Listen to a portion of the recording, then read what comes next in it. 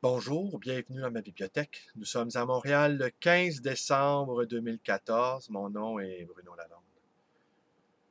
Alors, les derniers jours ont été passablement tumultueux, très émouvants. Vous savez, je l'ai raconté ailleurs, je suis tombé amoureux d'une femme qui, sans doute, est la femme de ma vie. Alors, quand on rencontre la femme de sa vie, eh bien, on doit s'alléger de certains bagages encombrants. On ne peut pas arriver avec un passé que l'on traîne, un passé douloureux bien souvent. On pourra s'étonner qu'à nouveau ici, je vous confie un certain nombre de choses. Mais quant à moi, je ne crois plus que plus personne ne possède quelque secret que ce soit, sur quelque plan que ce soit. Nous sommes tous des poissons dans un aquarium.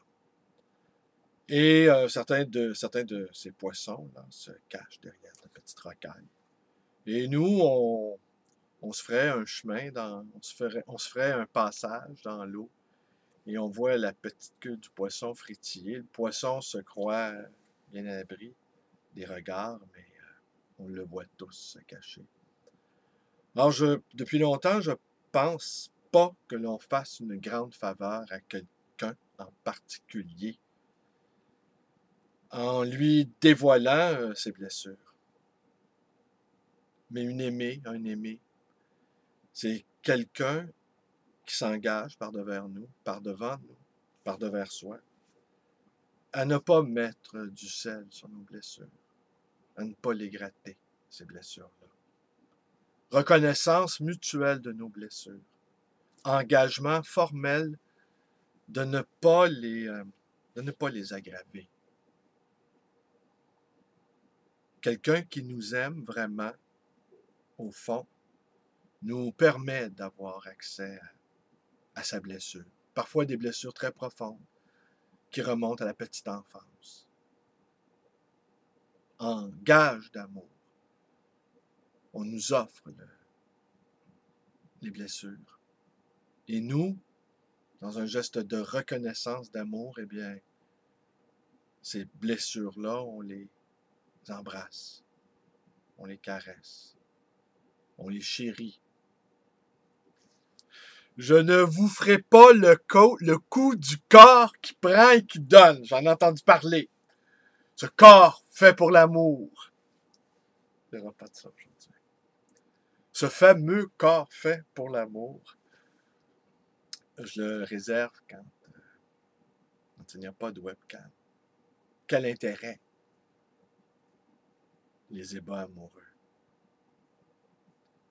Quel intérêt les ébats amoureux filmés pour les autres? On pourrait partir une business de ça, on ne le fera pas. Trop pudique. En tout cas, moi, trop pudique. Et je pense que mon aimé, mon amoureuse est également une femme pudique. Enfin, assez pudique, disons.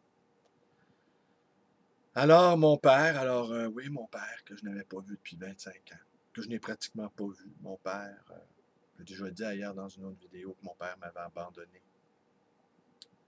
Il y a des gestes d'abandon qui sont des gestes d'amour.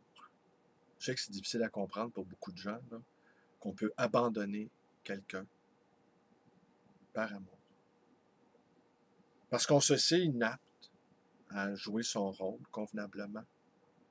On se sait trop blessé, on se sait trop malhabile, on se sait trop maladroit.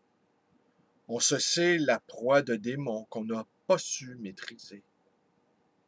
On sait que ces démons-là vont venir tout saccager. Que cette part d'ombre-là, qui n'est pas intégrée à notre vie, va venir tout dévaster, tout briser à nouveau. Alors on préfère se retirer sur la pointe des pieds. C'est un geste d'amour que peu de gens comprennent. J'ai mis beaucoup de temps à le comprendre. Alors, il y a quelques jours, j'ai téléphoné à mon père, à qui je n'avais jamais téléphoné de ma vie. J'ai 53 ans. Et je lui ai dit, sur son répondeur, j'étais content de trouver son répondeur, enfin. Plus facile de parler à un répondeur un répondant. Et je lui ai dit, écoute, Robert, je voudrais te rencontrer. Je voudrais te présenter mon amoureuse, une femme que j'aime. Je voudrais te présenter la femme que j'aime. Alors, si tu veux bien, je pourrais te rencontrer dimanche. Je pourrais te rendre visite chez toi dimanche. Alors, tu peux me téléphoner, numéro que tu connais, numéro de ma librairie. Tu n'as jamais eu de téléphone chez moi. Je suis dans le bottin, de toute façon. Jean Béliveau aussi était dans le bottin. Hein. Jean Béliveau était dans le bottin public. Jean Béliveau jugeait qu'il devait être joint en tout temps par, littéralement, n'importe qui. Alors, mon père m'a rappelé pour me dire qu'il était bien d'accord pour me rencontrer dimanche. Il était bien d'accord également pour rencontrer ma compagne. Mais qu'il souhaitait, lui, de son côté, être accompagné d'un parrain. Mon père étant un homme abstinent d'alcool depuis des années. Et qu'on pourrait se rencontrer dans un restaurant, pas tellement loin de chez lui. Rencontre, donc, qui a eu lieu hier. Et mon père nous a devancés dans le hall d'entrée dans ce restaurant. Et il nous a accueillis, il m'a accueilli en me disant, mon général.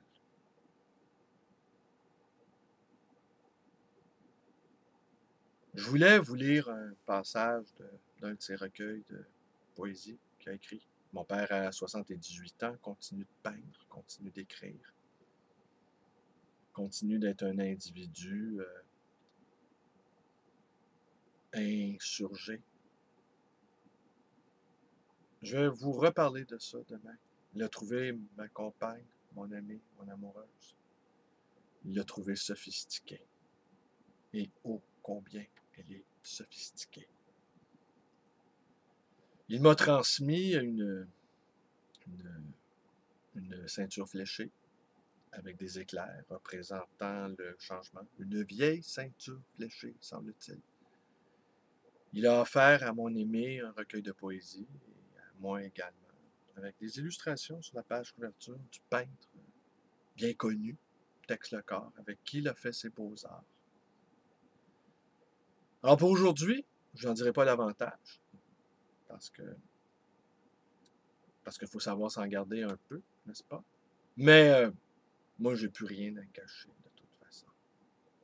Moi, vous le savez, je suis dans la logique tout donner avant de m'en aller, tout donner avant de disparaître. Tenter de ne pas me retrouver sur mon lit de mort, sur ma couche mortuaire, et de me dire que je n'en ai pas fait assez.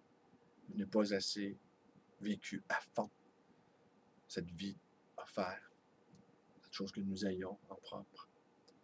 Alors mon père bien droit dans ses bottes, très courageux, très digne, m'a demandé si je savais comment on pouvait guérir de nos blessures. Il m'a regardé droit dans les yeux, m'a demandé est-ce que tu sais comment guérir de des blessures? J'ai dit oui. Par l'acceptation.